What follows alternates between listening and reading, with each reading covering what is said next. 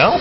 Well, we experienced Casey's breastfeeding experience this morning with the pump, and we don't need to talk about that. We have Vicki here to talk about real experiences, and you really do have experts at every site helping through a process that nobody goes through until they have a baby. Right, and nobody talks about breastfeeding before the baby's born normally. Right. The first week can be a painful experience. We do have lactation specialists in the hospital that can help you learn correct positions to hold the baby in, make it the most comfortable for you and the baby. And there's so many benefits to breastfeeding that you really encourage women to at least try.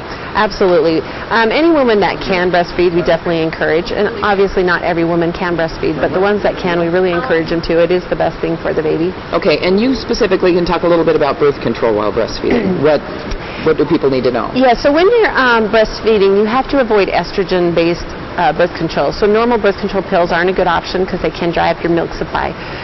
But there are lots of other options. There's IUDs, there's the Depo-Provera shot, there's Nexplanon, and then there's always barrier methods. Breastfeeding itself, if you do it on demand, is actually a really good birth control method that is used around the world up until you put it onto a schedule or you add solid foods, and then it's not a good method anymore. Okay, so it's probably safe to use a different method. Yeah. Well, what about some of the myths of breastfeeding? Ooh. There's some things that people believe. You know what? One of the biggest myths is that it's just an easy process, that it's just as natural as can be, and it is a hard process.